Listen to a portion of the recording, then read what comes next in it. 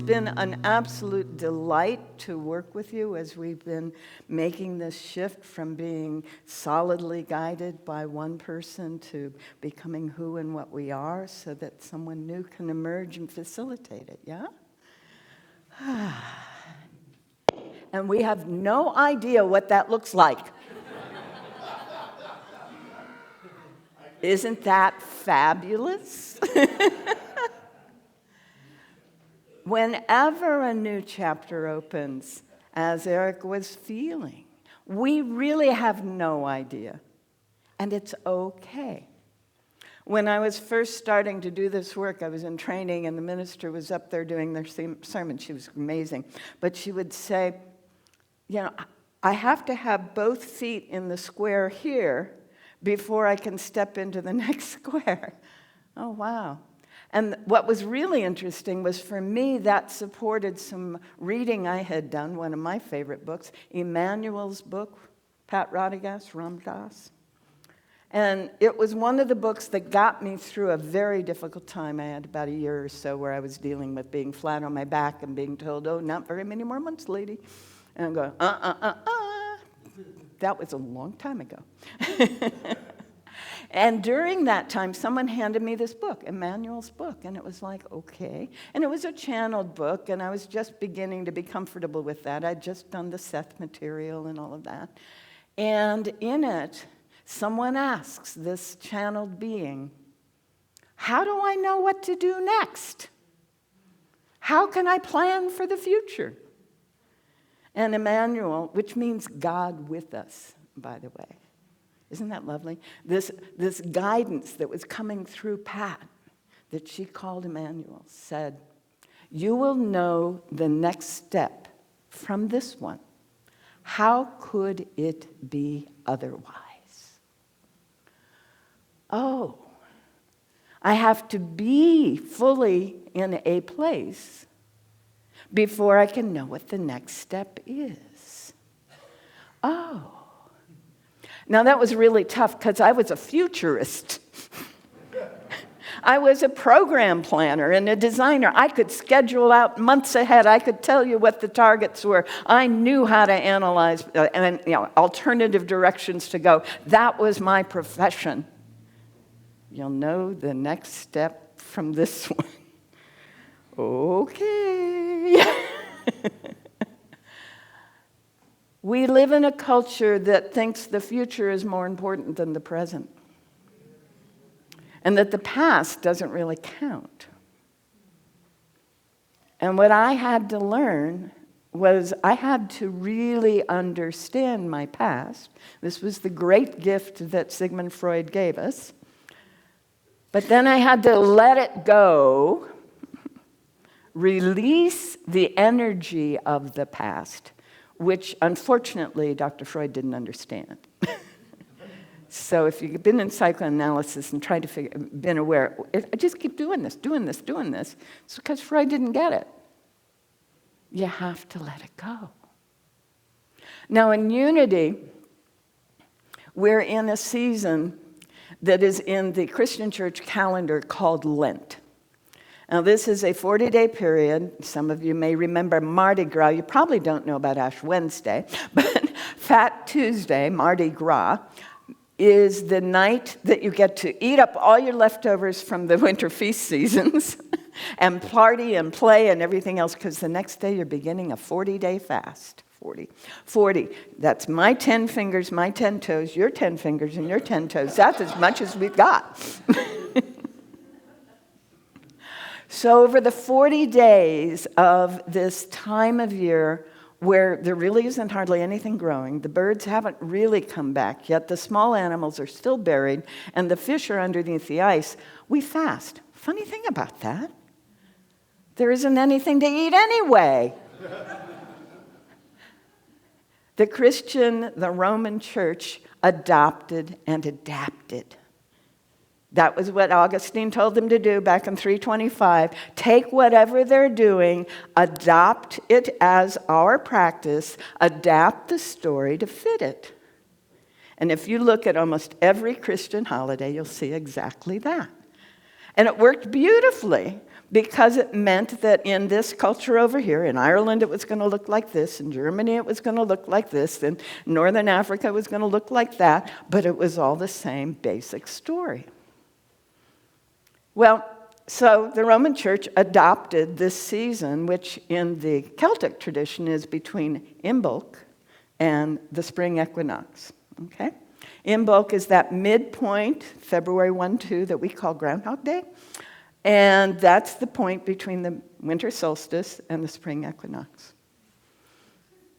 If we were indigenous people, we wouldn't need to try to figure out, is that the 20th or the 21st?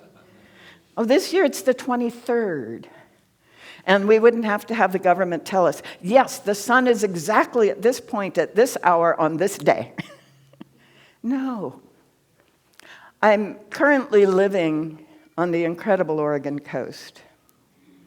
I always can tell what is due west because on the equinox, the sun is going right down there. And on the winter solstice, it's going down over there. And on the summer solstice, it's going down way over there behind that hill. Anyone who is living in communion with the earth feels and knows that, right? And on the equinox, which is this week, that sun is directly opposite us. It's coming up due east, going down due west. And the sky is divided into the 4 quarters of the wheel of the Native American tradition. Oh, and also the Hindu tradition and the Taoist tradition and some African traditions. And funny thing about that, right? As we realize that our relationship with the earth is common to all of us, and we begin to pay attention to it, we do some interesting things. We build our houses in different ways. We orient our roads in different ways. We honor different beings. We recognize that everything is one beautiful, harmonious whole in which we participate, and which is moving in and through each of us. The equinox is that point of balance. You know, the earth is this tilted thing, and it goes around, as it goes around the sun, there are these 2 points every year where the sun is pointed right at the middle of it. Equinox, equal day and night, 12 hours of light and 12 hours of, 12 hours that the sun is visible and 12 hours that it's invisible. Because up here, we get a lot of twilight on both ends. Yeah.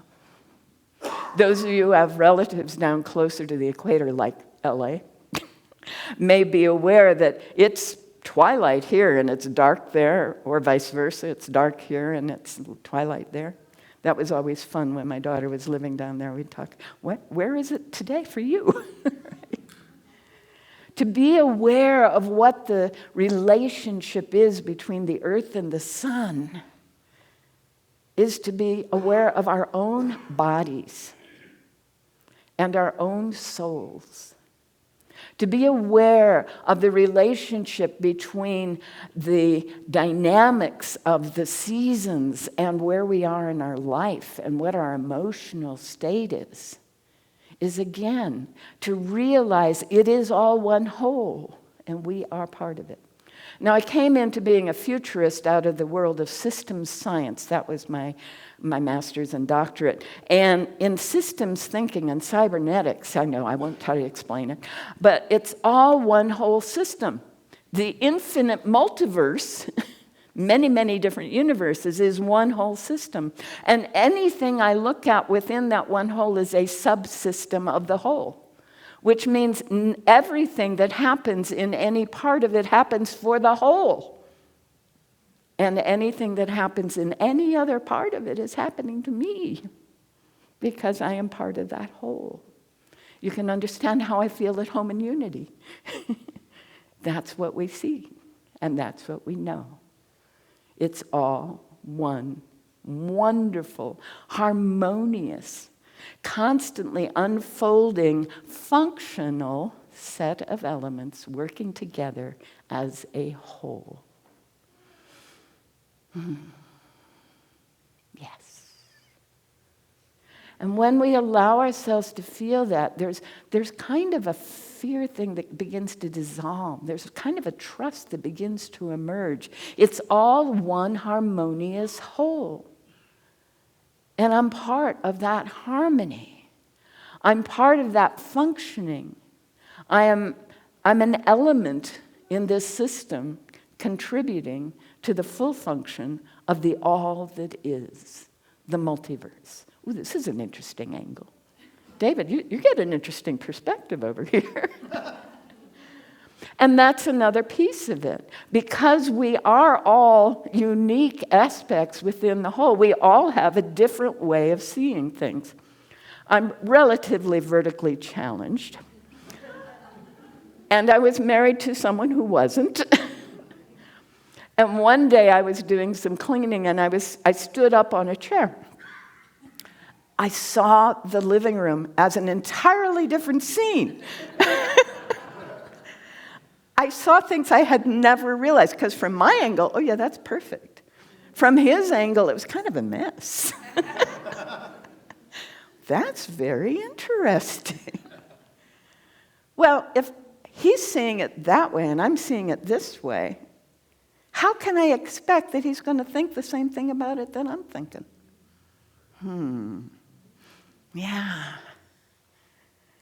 Well, if you're seeing it from there and I'm seeing it from here, how can I expect you to think the same way I'm thinking? Maybe if I give you feedback, we'll get closer. If I understand that, right? If I understand there is no way we're going to see it exactly the same, but we're all part of the same system, functioning together for the whole. And one of the things that we say in unity is there is one power, one presence, and it's working as omnipotent good in the universe and in our life. Ooh, I like that. Omnipotent, all power. One power, one presence, one system unfolding for the good of every single being, including me. I can trust I'll know the next step from here. Because it's all unfolding for all of our good. Now the question is, how do I know? Is it over here? Is it over here? What is that next step? How can I feel that? How can I know that? That's why I became a futurist. Because if I understood what the possibilities were out there, because my analytical mind was very well trained, and I could analyze them and I could see, and here's the cone of probabilities right in here, and within that cone I could choose this, but what if I wanted to be over there? Could I? Could we make that happen? Could we break out of the probable into the infinitely possible? But how would I know how to do that? Because the probable is all the things that everything is set up to unfold. Okay? When we are married, we've suddenly limited the range of possibilities. And that's okay. Everything's set up to unfold within that relationship. That's what we are saying. That's what I want. When we buy a home, we've just eliminated a whole bunch of possibilities. Oh, okay. That's my range of probable futures. But what if I go, I would really like my home to be totally in harmony with the traveling of the sun so that I can have a 30% electric bill over what I used to have. Well, I got to tell you, that's been hard to have happen in our culture. I actually had one planning department say, you'll have to have an engineer tell you how to do that. I'm going, it's pretty obvious. So when we think about stepping outside of the probable, we're really kind of pushing on the past. Because it's the past that has created the probable. The past associations, the past rules, the past assumptions, the past memories. Oh, and all that energy and all those things people did to me. So when I was flat on my back for a number of months, I had to learn how to let go of, they did that to me. And I had to learn to let go of, I'm stuck here because of what happened then. Nobody here has ever had to face that. Nah. It's the human condition in our culture. It's not true in every other culture, by the way. But in Western industrial culture, which is now the global dominant culture, that is the truth. We're all feeling locked in some way because of what we are hanging on to from the past. The cool thing is, we get to choose what we're going to hang on to from the past. And the really cool thing is that we have in our body-mind system, our own subsystem within the whole of all that is, a guidance system, almost as good as GPS. Almost. Because GPS is a real direct thing. You can either listen to the voice. I have a guy with an Australian accent as my voice. It's kind of fun. But most of the time it's off, because I use the visual. I scan and include the GPS. But that idea that there is a guidance system is huge. For indigenous people, the world is the guidance system. What birds are showing up today? What small animals are showing up today? Where is the light shining? Is that part of the world glowing? Is that part? And as I do my inner work in the indigenous world, I am reconnecting with our Mother, the Earth, and feeling the love of the Great Spirit that is embracing us all. And I walk out, and I look, and I pray, and I give thanks. Oh, yes, yes, yes, thank you, thank you, thank you, in whatever language I happen to be speaking. And then I open my eyes, and I go, oh, that's my next step.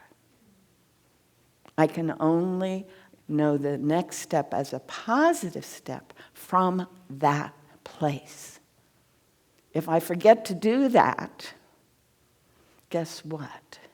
The old energies and the old stories and the old limitations are how I make my decision about my next step. Thank you, thank you, thank you, thank you. So that turns on the guidance system.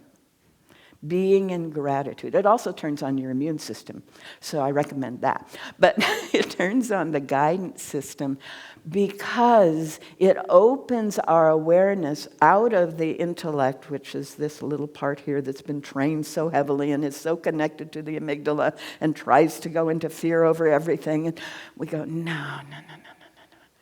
I am all of this and all of that. Now, knowing that that is the place I stand, what is my next step? My next step is the step that keeps me in that state of being. Can you feel that? That keeps me in that feeling of joy and gratitude and appreciation. If I think I have to, oh dear, should, oh no, ought, must, gotta, if I get to, if I have the opportunity to, if something is beautifully, delightfully delicious, Eric Snickerdoodles, pulling me into that joy. Peter's guitar work, yes, yes. Oh my goodness. Now I know my next step because it keeps me in that place of joy and appreciation and delight, ultimately bliss. And the cool thing about this song, Salisbury Hill, is I'm being called home right here, not somewhere on the other side of the veil. And when I was going through that time when I was flat on my back for those months, it was, just take me home. I don't want to be here. This hurts. I don't want to do this. Nobody here's ever done that either, I'm sure. But I got a very clear guidance. You are here to bring home to the planet. You are here to learn how to experience this life as if it were heaven. You are here to help others learn how to experience their lives as heaven. And I went, got anything to do with the book of Revelation?